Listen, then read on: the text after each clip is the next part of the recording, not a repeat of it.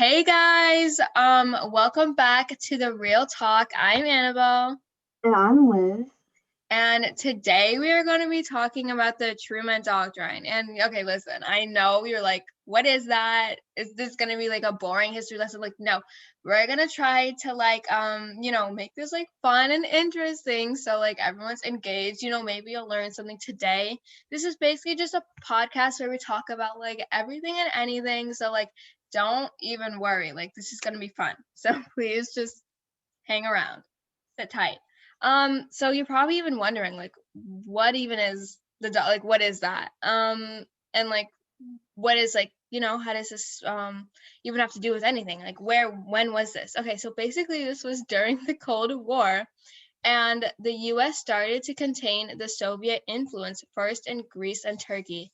Britain would send economic and military support to both nations, but Britain's economy was greatly affected by the Cold War. By the war, and could no longer aid Greece and Turkey. The US then took responsibility to help the two nations, and Truman came up with the Truman Doctrine policy. The policy was that the US has to support free peoples who are resisting attempted subjugation by armed minorities or by outside pressures.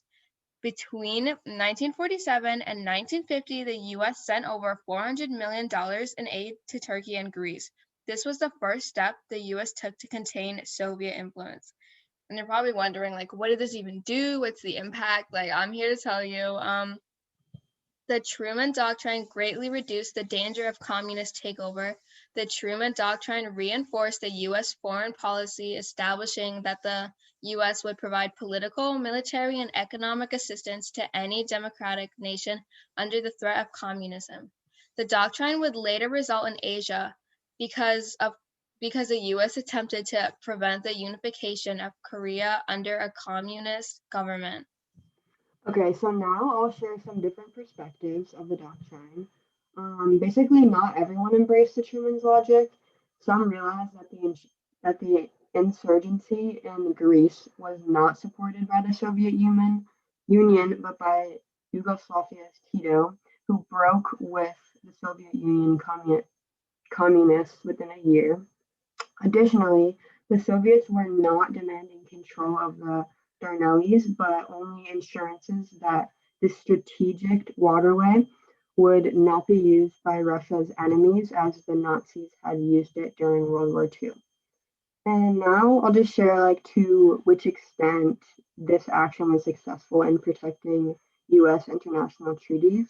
So the policy of containment had basically failed militarily. Despite the US vast military strength, it could not stop the spread of communism. And the policy of containment had also failed politically. Not only had the US failed to stop Vietnam falling to communism, but their actions in the neighboring countries of Laos and Cambodia had helped to bring communist governments to power there too. And yeah, that's basically it. So basically thank you for like just staying here with us and chatting. Next episode we're gonna be talking about like just basically the end of the Cold War. Please subscribe, like, and share with your friends. I hope you all have a wonderful day. I hope you learned something. We'll see you next week.